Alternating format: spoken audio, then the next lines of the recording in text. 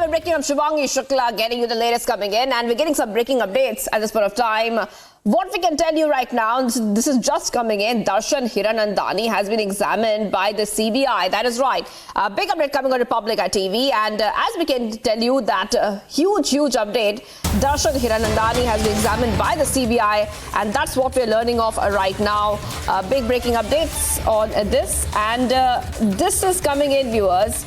As we have been reporting about the link that Darshan Hiranandani has with the bribery allegations against Mahua Moitra. If you go take our viewers, Shravan, through exactly what we can expect next, Darshan Hiranandani has been examined, and this is in relation with the cash for query case, it looks like. Well, Shivagi, the latest details now coming in. Cash for query first on Republic. We can now confirm by way of sources within the Central Bureau of Investigation that Darshan Hiranandani, businessman Darshan Hiranandani, has now been examined by the Central Bureau of Investigation. In fact, not once but twice we're being told that he has been examined in the cash for query scam. Apart from that, we are also picking up from our sources that Mahua Moitra, Trinamool Congress former parliamentarian, has also sent a reply in this entire matter. Important to point out here is that a preliminary inquiry is basically underway in the cash for query scam. So far, the Central Bureau of Investigation hasn't registered an FIR in this entire matter. Pending the inquiry, the FIR would only then be registered. But before that happens, what the Central Bureau of Investigation is essentially doing at this point in time is examining all those who are considered as stakeholders in this entire case. So we are being told that a top politician has also been called in by the Central Bureau of Investigation. His name has surfaced during the investigation or during the inquiry that has been carried out by the Central Bureau of Investigation. Now, it's important to point out here is that an affidavit has been submitted by Darshan Hiranandani before a court is what we are picking up. In fact, not just Darshan Hiranandani, Jai Anant Dehadrai has also submitted an affidavit before the court, has also appeared before the Central Bureau of Investigation.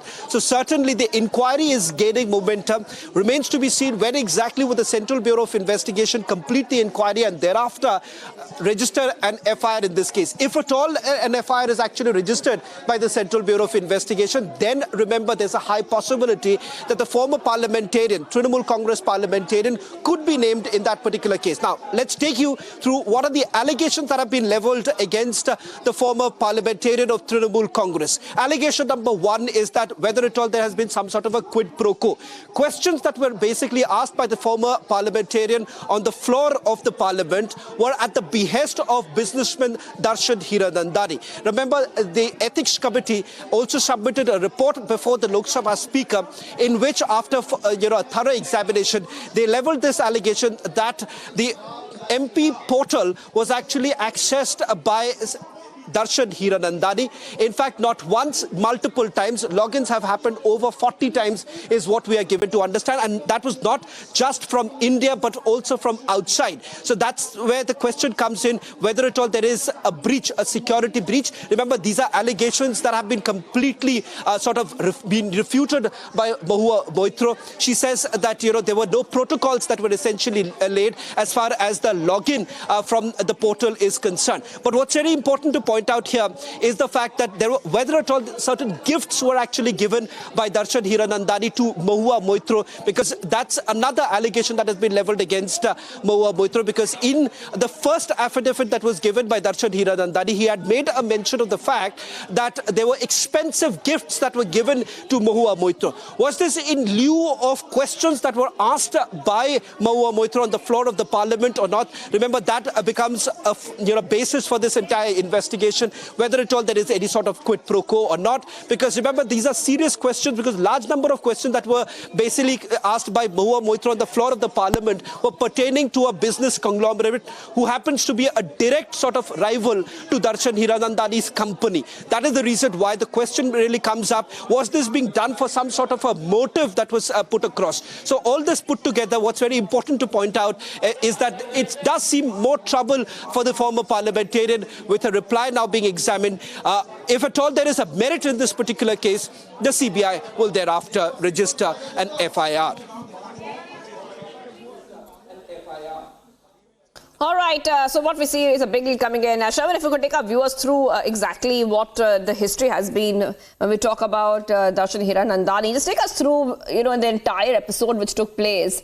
Mahua Moitra, ethics panel, and the serious allegations which really questioned the integrity of Mahua Moitra as a member of parliament back then. It's a very, very huge story we covered here on Republic TV.